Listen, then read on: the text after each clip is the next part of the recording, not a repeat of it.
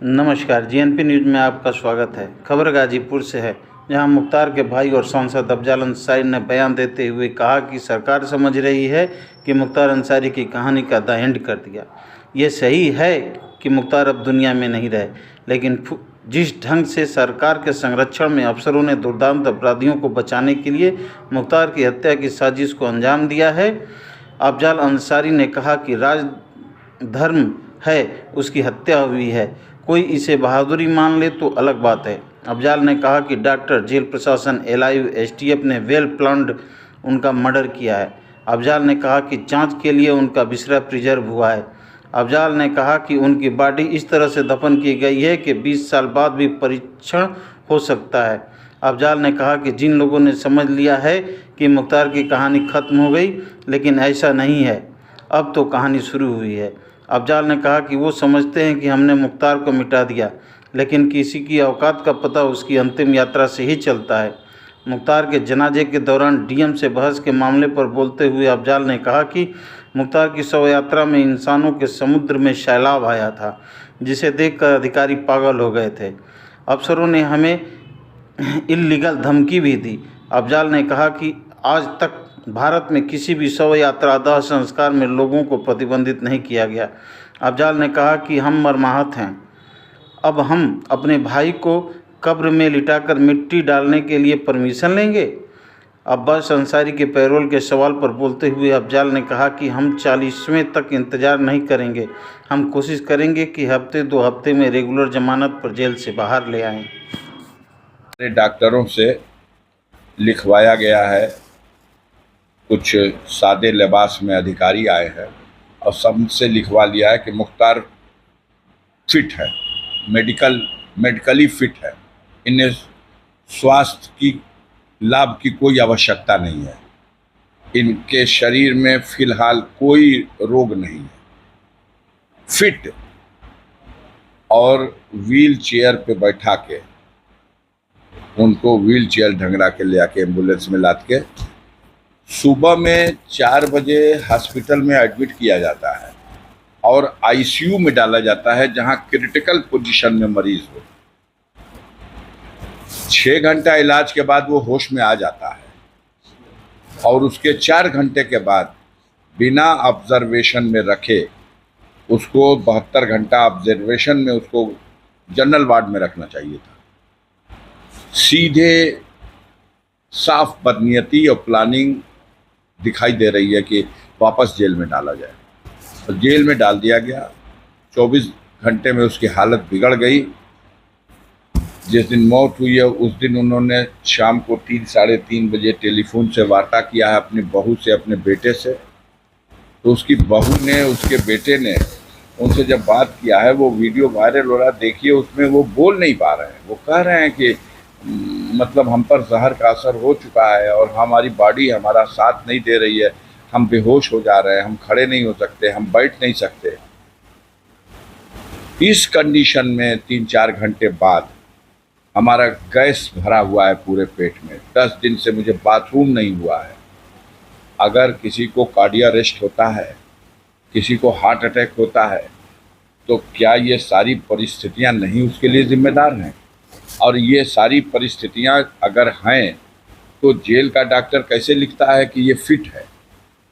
तो डॉक्टर की, जेल के प्रशासन की और सरकार में ख़ास तौर से ये जो सादे भेष में घूमने वाले एलआईयू के लोग हैं और एसटीएफ के लोग हैं, इन सब लोगों ने वेल प्लान्ड तरीके से उनका मर्डर किया है।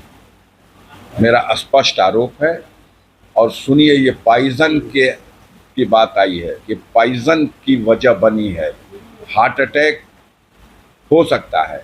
अभी बिस्रा रिजर्व हुआ है, गया है जांच में, केमिकल रिपोर्ट जैसी भी है देखा जाएगा। उसके बाद भी और किसी डेथ का पता लगे या ना लगे, लेकिन अगर जहर से डेथ होती है तो मुख्तार अंसारी की बॉडी दफन की गई है मिट्टी में, और इस एहतियात के साथ दफन किया गया है कि अगर ज़रूरत पड़ेगी जांच में आगे भविष्य में कभी, तो 5 साल, 10 साल, 20 साल के बाद भी उनकी बॉडी का उस स्थिति में भी परीक्षण किया जा सकता है।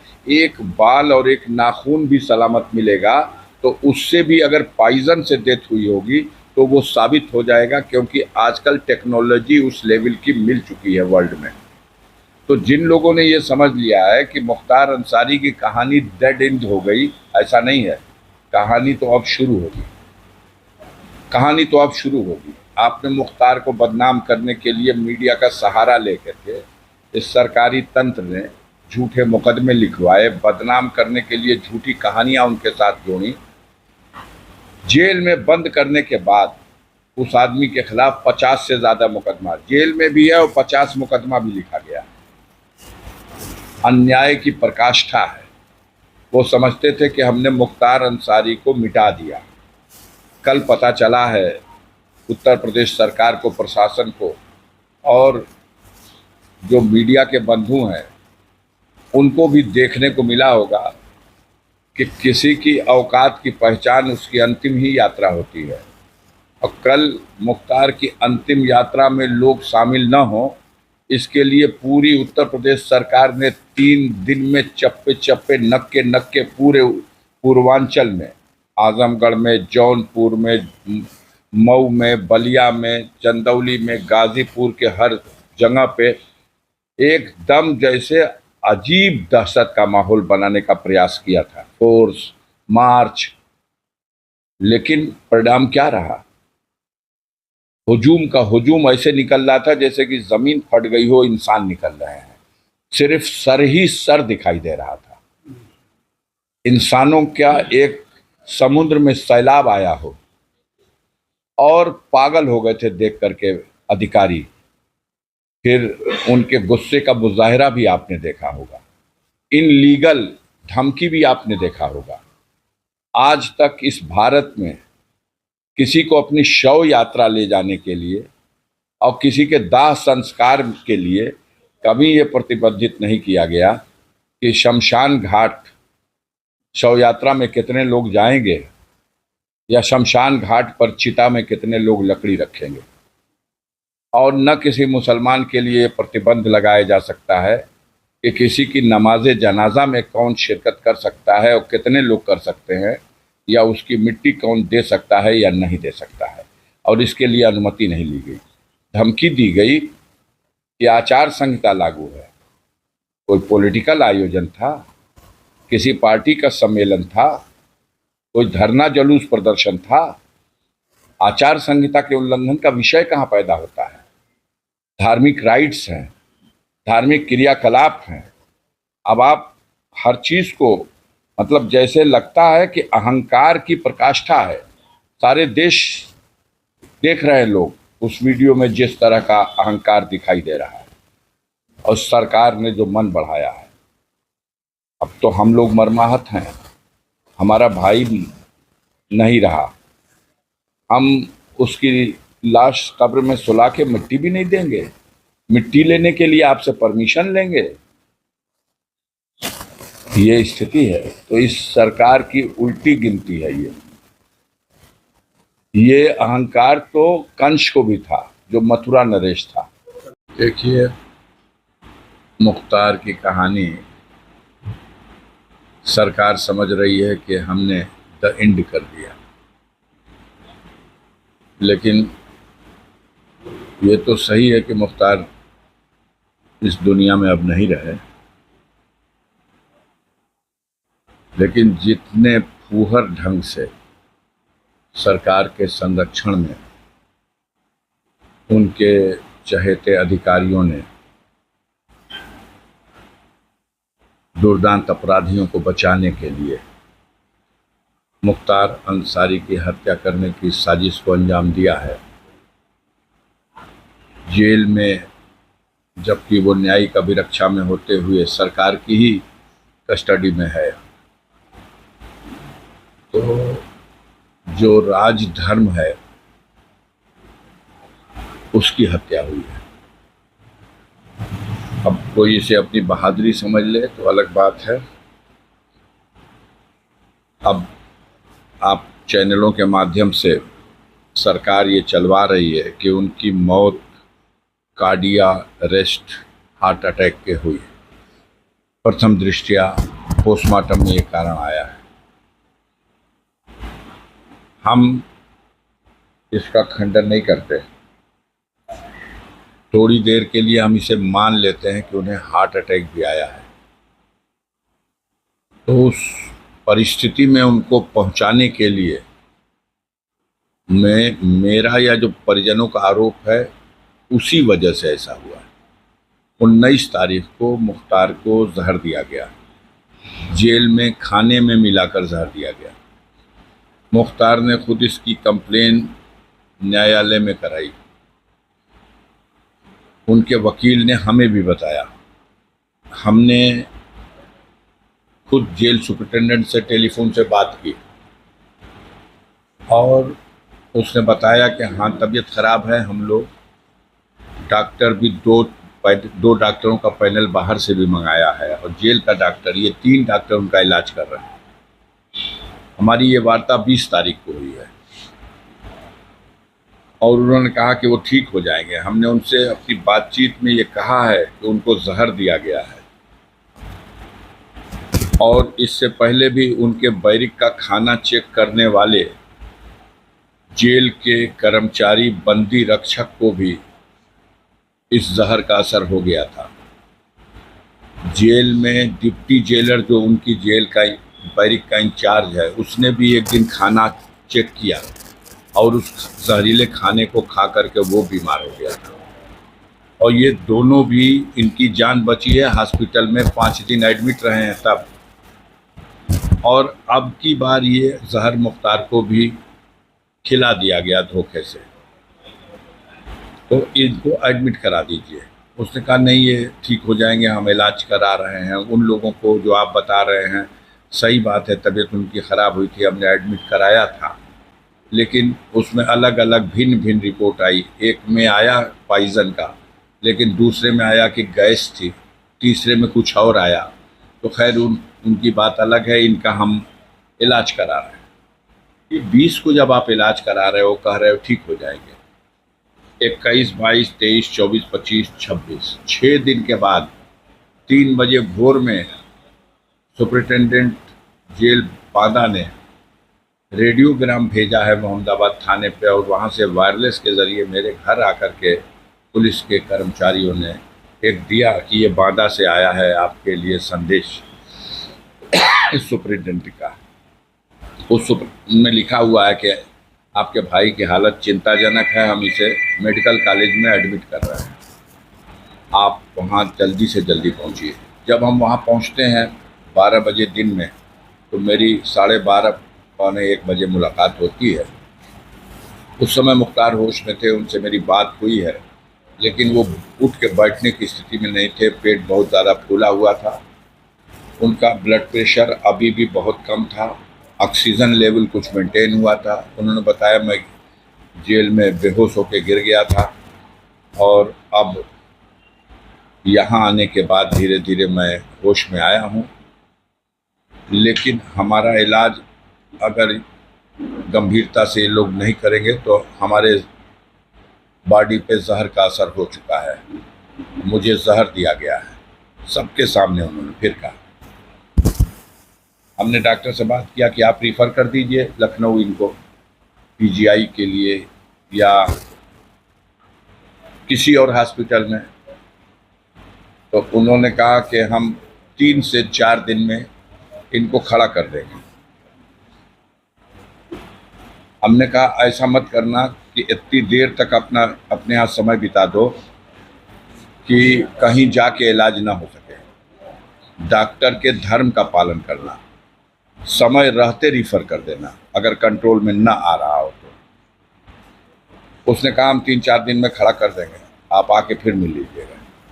और मैं वहाँ से चला और 2 घंटा हम सफ़र किए होंगे, इलाहाबाद क्रॉस कर गए, जब तक मुझे वहाँ वकील ने टेलीफोन किया कि भैया फिर मुख्तार भैया को लोग जेल भेज रहे हैं। हमने कहा क्या हुआ? तो सारे डॉक्टरों से लिखवाया गया है, कुछ सादे लिबास में अधिकारी आए हैं और सबसे लिखवा लिया है कि मुख्तार फिट है, मेडिकली फिट है, इन्हें स्वास्थ्य की लाभ की कोई आवश्यकता नहीं है। इनके शरीर में फिलहाल कोई रोग नहीं है। फिट और व्हील चेयर पे बैठा के उनको व्हील चेयर ढंगरा के ले आके एम्बुलेंस में लाद के सुबह में 4 बजे हॉस्पिटल में एडमिट किया जाता है और आईसीयू में डाला जाता है, जहां क्रिटिकल पोजीशन में मरीज हो।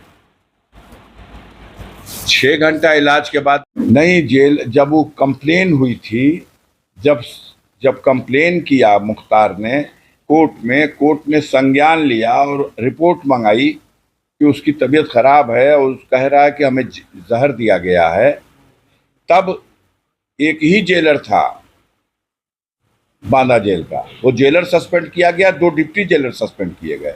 कि बात लीक कैसे हुई, उसके वकील से क्यों मुख्तार को मिलवा दिया गया, मुख्तार मिल करके अपना लेटर अपने वकील को कैसे दे पाया, इसलिए सस्पेंड किया गया। कि इस रहस्य को जेल के बाहर कैसे गया, इसलिए वो तीनों सस्पेंड किए गए। उनके हर गुनाह में आप सम्मिलित रहिए और एक जगह कहीं आपसे गलती हुई, सर आपका भी काट देंगे और आप ही से गुनाह भी कराएंगे। ये नीति है। अंतिम शव यात्रा के दिन उनके बड़े बेटे अब्बास अंसारी नहीं शामिल हुए। दुर्भाग्य है सबके लिए, देश में कानून और व्यवस्था है। अब्बास कासगंज जेल में बंद हैं। उनकी कई 3-4 मुकदमा तो मऊ में चुनाव के दौरान उनके खिलाफ लिख दिया गया, आचार संहिता उल्लंघन का। 2-3 मुकदमे और उनके ऊपर हैं। जब वो नेशनल चैंपियन हुआ था, गोल्ड मेडल मिला था उसको निशानाबाजी में, तो उसने अपने लाइसेंस को, जो यूपी का लाइसेंस था, दिल्ली ट्रांसफ़र करा लिया था। उसमें क्या कमियां रह गई उसको आधार बना के एक मुकदमा, एक वहाँ की लखनऊ की एक ज़मीन को लेके एक मुकदमा, एक गाज़ीपुर की किसी ज़मीन को लेकर मुकदमा, ये सब लिखवाया गया है। ज़्यादातर मामलों में उसकी ज़मानत हो गई है। 2 मामले ऐसे रह गए हैं जिसमें अभी एप्लीकेशन उसकी हाई कोर्ट में पेंडिंग है। इसमें उसको शामिल कराने के लिए सीधा सा है कि पेरोल का नियम है कि पुलिस कस्टडी में किसी के परिजन की अगर इस तरह से मौत होती है तो उसके दाह संस्कार या मिट्टी में शामिल होने के लिए किसी को दिया जा सकता है। इस आधार पर हाई कोर्ट में दरखास्त दी गई, लेकिन अफसोस ये रहा कि जिस कोर्ट में ये दरखास्त पड़ी और जहाँ सुनवाई होनी थी, चूँकि वो एमएलए हैं इसलिए एमपी एमएलए कोर्ट में ही सुनवाई हो सकती है, तो वो कोर्ट उस दिन बैठी ही नहीं। सुबह में बताया गया कि लंच में बैठेंगे, लंच में बताया गया कि आज जज साहब बैठेंगे ही नहीं। तो जब बैठेंगे नहीं तो डिसाइड नहीं हुआ, और जब डिसाइड नहीं होगा, आदेश नहीं होगा, तो जेल से निकल के आएंगे कैसे?